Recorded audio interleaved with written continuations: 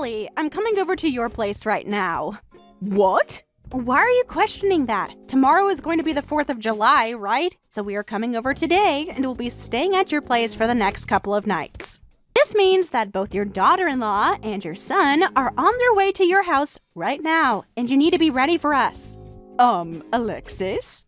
We should be arriving there just before dinner time, so make sure to have something fancy made up for the both of us to eat. I can try my best to get something ready for you guys. We are already out of the house now and on our way, so you can't tell us no to that now. What?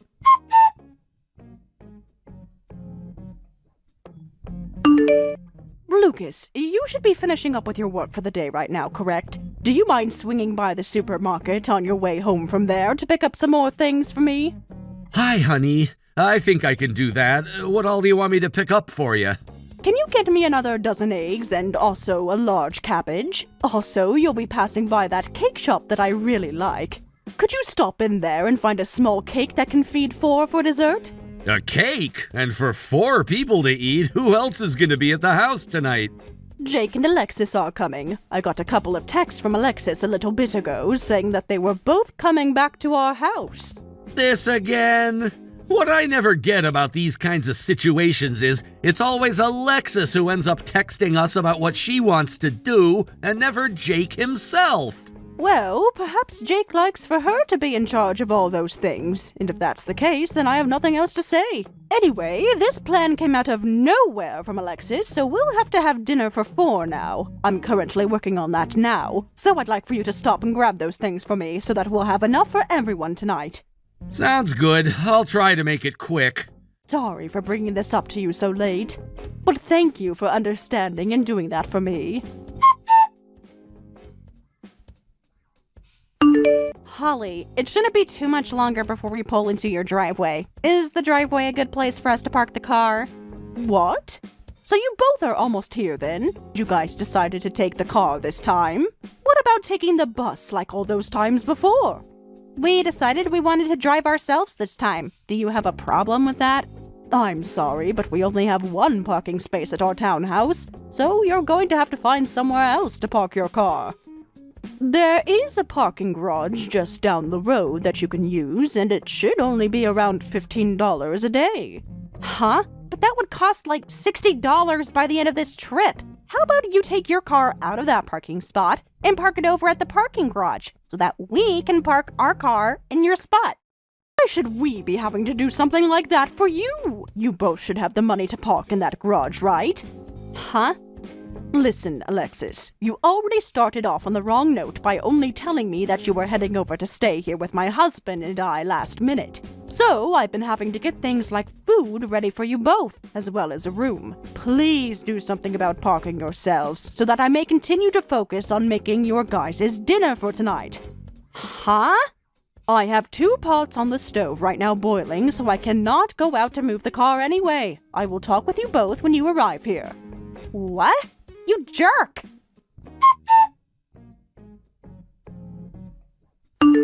Excuse me, Alexis. What you've just done was step too far over the line. What do you think you're doing throwing all that food I just made for you guys into the garbage like that?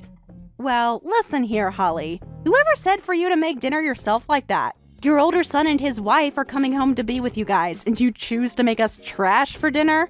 You think my cooking is trash? Honestly, you don't seem to think about anyone else besides yourself. At a time like this, you should be bringing us home something fancy, like sushi. I wanted sushi. And not just the stuff from the local gas station, but the good stuff from a sushi restaurant in town. Or perhaps it's this? Since your husband is still working in a factory as a base-level employee, you guys don't have the money for good sushi? You both have to live the most basic lives at this age, so you can't even imagine what fancy food tastes like. My husband is making enough money every year where we do not have to sleep under a bridge or starve. And we happen to enjoy living a simple life, making food at home and enjoying things like movies and walks together. So what you're trying to tell me is you're both poor, right? But come on now, you have to start doing better than that. Because guess what? Today is the day your very important older son and his super cute wife are staying with you. So get us some damn sushi, you low-life trash. All you have to do is spend the money that you'd normally spend on yourselves each day for food, about 2 or 3 days worth of money, and spend that on sushi for us tonight. That should work for your husband and you, right? And actually, I'm already on my way over to the sushi restaurant down the other side of the street, and I'll be getting dinner from there. That $200 you had in the drawer is going to be used for dinner, so I made sure to take that with me. What? Hey, wait! That was all we had left for this month's groceries! And I will be using it very carefully on tonight's dinner. Alexis, you get back here right now!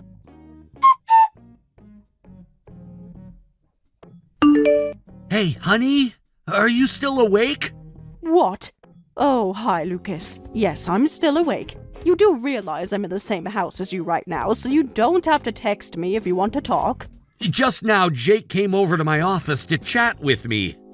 Did something happen to him? He came to hand me back the $200 that Alexis took from us and thought that he could hand it to me while she's not awake. Also, he has something he wanted to talk with us about. Originally, the plan was that he'd come back to our house in secret without having Alexis come along with him. But she ended up finding out about his plan, and so he had to make up a lie saying that the both of them would come to stay here for the 4th. And, well, right now she's sleeping in the next room over to my office, and so I don't want her to hear Jake and I talking or me coming to talk to you. Ah, so that's why we're texting instead. Well, how about I get out of my bed and come to your office? You can do that, but be really quiet so that you don't wake her up, and please shut the door quietly when you come here. I'll make sure to turn on my noise machine to try and mute our voices, and then we can talk about what to do with Alexis. Understood. Hey, Holly, get the damn bath ready for me. It's not even 10 in the morning yet, and you're already yelling. The bath. I always get into the bath every morning, and today will be no different. Well, I never knew about that. Jesus! Came back pretty late last night and didn't get into the shower before I crashed. So you had to know that I'd be needing a bath this morning, right? Have you never had guests over to your house before? You need to be more considerate of me and make sure that the bath is ready by the time I'm waking up.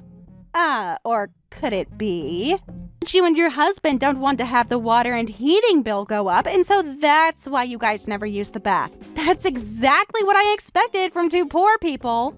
We are not as poor as you seem to want to think, Alexis. But look, your husband is working in a factory. That makes the both of you lowlifes. Alexis, the only reason you married my boy is for his money, right?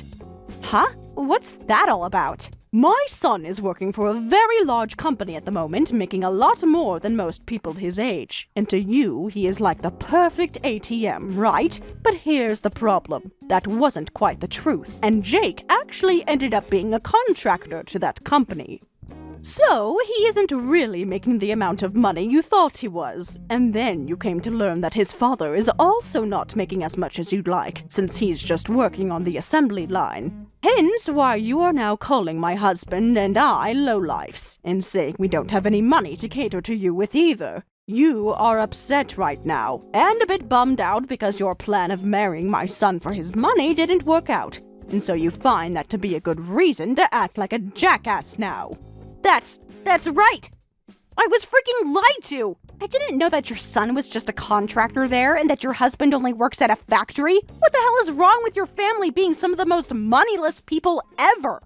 You had never talked with my husband much until after you married Jake, so I won't blame you for not knowing everything about him. But when it comes to Jake, you and him had been dating for a long time before you got married. So how come you didn't learn the truth about his line of work then? What? Well, it's too late for an answer to that to affect anything now, so I'll leave it be. From what I've heard, you have no idea what it means to be a contractor, do you? Huh? How do I have no idea about them? Of course, there are plenty of contractors who aren't making as much as they should be in their line of work. But in the case of my son, he someday plans to have a company of his own, and in order to get experience to put towards that company, he is going around doing work as a contractor for a few different companies. Also, Jake happens to be very skilled in the work he performs, so he's already making more than the average contractor does, with plenty of bonuses as well. Are you serious? And as for my husband that you always call a lowlife, he's in charge of the factory he works at. Huh? After graduating from trade school as an operator, he went and worked for the factory he's at now for 3 years. After those 3 years, he was asked to do some more training for larger operations, and then worked as a manager of a shift there for a bit. And once some time had passed and the previous leader of that factory left, he was promoted and took it over, and he's been doing that for 3 years now. What? No way! Do you have something you'd like to say about this? Hi,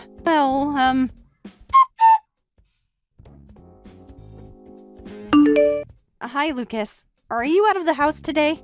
Hello, Alexis. What do you want with me right now? I just wanted to apologize to you for not really ever talking to you at all before and after marrying your son. So, do you have time today to meet with me and chat? If you have time around noon, let's go out to eat, and we can take your time talking to one another. Around noon, I don't have any plans out of the house and was thinking of having lunch at home with the family. What? Today is the 4th of July, and because of that, I was able to get the day off work. And that means I'm going to be home all day today. Huh? That also means my son and my wife are with me. Do you understand? You're kidding, right? Well, no matter what you try and do to get me to go out with you, this is the last day you'll ever be hearing from me. And I think the same goes for the rest of my family. The last day? Wait, does this mean what I think it means? You're going to be divorcing your wife? Oh no, that means things from now on are going to get a little more difficult for you, right? Well, if you still need me around, I'll be willing to live with you wherever you go. Shut the hell up and get the hell out of my house! Now! What?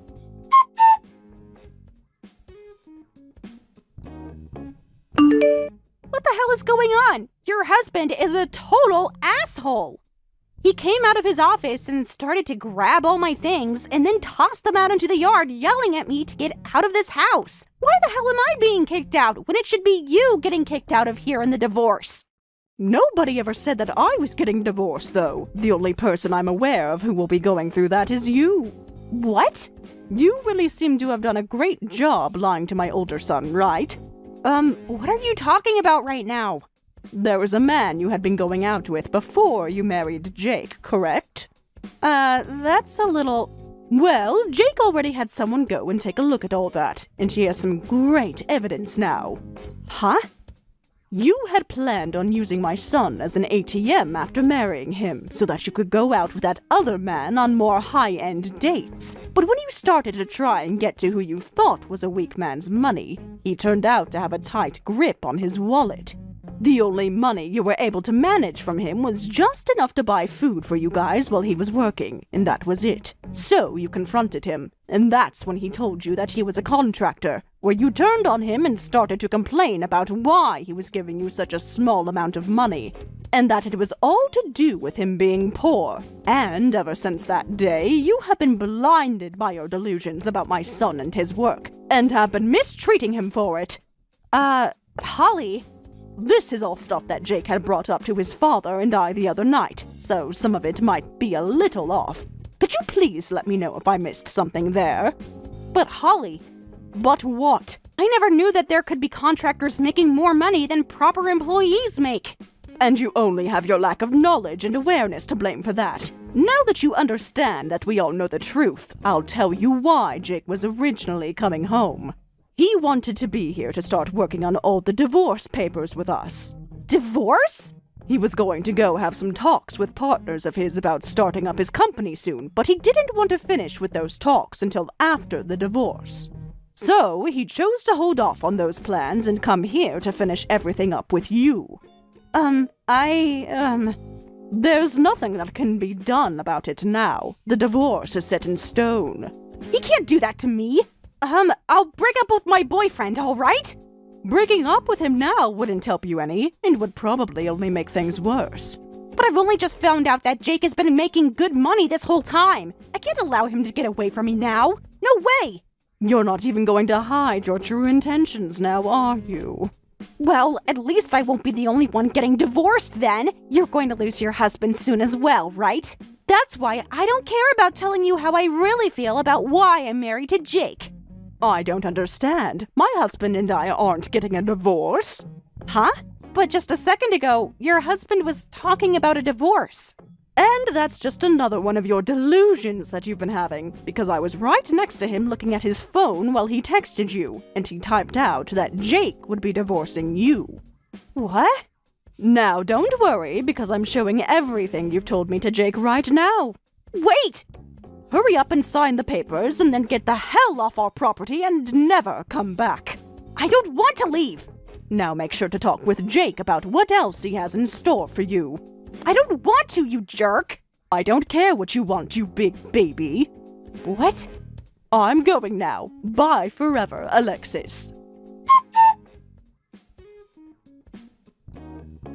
Right after I stopped talking with Alexis, Jake came to me with some surprising news. He had already taken decisive action. Without saying a word to her, he had paid some of his friends to stop by his house, pack up all of his belongings, and start moving them to our place. He didn't even bother giving Alexis a heads up. He was done. This meant that Jake was moving in with us immediately, with no intention of ever returning to that house unless it was to sell it. The speed and finality of his decision took me by surprise, but it was clear. He was cutting ties completely, leaving no room for second thoughts. That evening, after the chaos of the day had settled, my husband and I sat down for some drinks while our son was out of the house. With a glass of wine in hand, we finally had a moment to breathe and reflect on everything that had happened. We found ourselves laughing, not out of malice, but out of sheer disbelief. It was almost comical when we thought about it. We couldn't help but wonder how Jake had ever fallen for someone like Alexis in the first place. We reminisced about the times she had come around, acting sweet and charming on the surface, yet always carrying that subtle smugness. We recalled the way she would dominate conversations, twist small details to make herself seem more impressive, and subtly put others down to boost her own image. We shook our heads at how we had once convinced ourselves that maybe, just maybe, she was good for Jake. How naive we had been. With everything that came to light, the lies, the cheating, and the blatant manipulation, it was almost laughable to think we had ever welcomed her into our home. My husband and I clinked our glasses together, silently grateful that Jake had broken free from her before it was too late.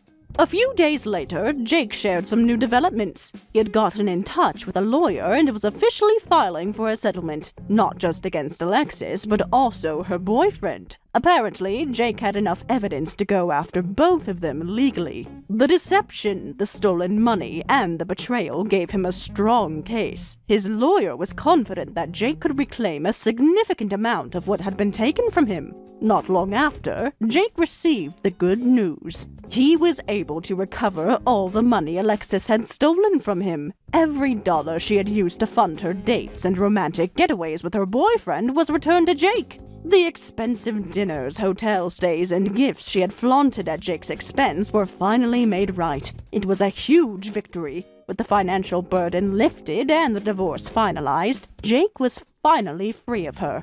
The weeks that followed were filled with a sense of peace that we hadn't felt in a long time. Our household felt lighter, freer. There were no more heated phone calls, no more emotional breakdowns, and no more worrying about Alexis's next scheme. Jake was slowly but surely getting back to his old self. The tension in his face started to fade. He smiled more. He even began talking about plans for the future. Things that had nothing to do with Alexis or the mess she had left behind. For the first time in what felt like forever, we were able to enjoy normal, everyday life again. Family dinners no longer felt weighed down by underlying stress. My husband and I no longer stayed up late worrying about whether or not our son was okay. And Jake? He finally looked at ease. No longer haunted by the emotional wreckage Alexis had left him in. However, a year later, we were shocked to hear Alexis's name again. This time, though, it had nothing to do with Jake. It was far worse. News came out that both Alexis and her boyfriend had been arrested. When Jake first told us, I immediately went online to search for the details, needing to see it with my own eyes. What I found was almost too absurd to believe. Alexis and her boyfriend had been caught in a large-scale fraud scheme involving a fake marriage. Apparently, after her divorce from Jake, Alexis and her new lover decided they needed fast money. Instead of working for it, they chose to commit a felony. They forged legal documents, pretending to be married so they could apply for joint loans and claim financial benefits. They created fake records and submitted them to banks, lying about their marital status to qualify for larger sums of money. It seemed their greed knew no bounds. Desperate for cash, they took their deception as far as possible, convinced they could get away with it. But their luck eventually ran out. During a standard background check, the bank uncovered the forged documents. Their entire scheme unraveled in an instant. The bank reported them to the authorities, and the police wasted no time in making the arrest. When we saw their mugshots online, we were stunned. Alexis, once so smug and self-assured, was now disheveled and hollow-eyed. Her boyfriend, who once played along in the background, now looked just as defeated. The two of them were facing serious charges, and their once carefully crafted lies were now exposed for the world to see. Jake's reaction was surprisingly calm. He shook his head and let out a tired chuckle. It wasn't satisfaction or gloating, it was simply disbelief. It was as though he couldn't fully process the extent of Alexis's downfall. To think that the woman who once paraded around with such a sense of superiority was now facing prison time was almost too poetic. My husband and I sat with Jake at the table, processing the situation together. We didn't need to say much. The three of us just exchanged glances, each of us feeling a wave of relief wash over us. It was an unspoken realization. We had narrowly escaped an even bigger disaster. We all let out a collective sigh. The weight of knowing that we had cut ties with Alexis before her criminal behavior escalated made us feel incredibly fortunate. It was chilling to think about how much worse it could have been. If Jake had still been married to her, he might have been dragged into her fraudulent schemes, facing legal trouble himself. He could have been financially entangled in their mess, dealing with lawsuits and debt collectors. But thankfully, he was safe, far away from her chaos.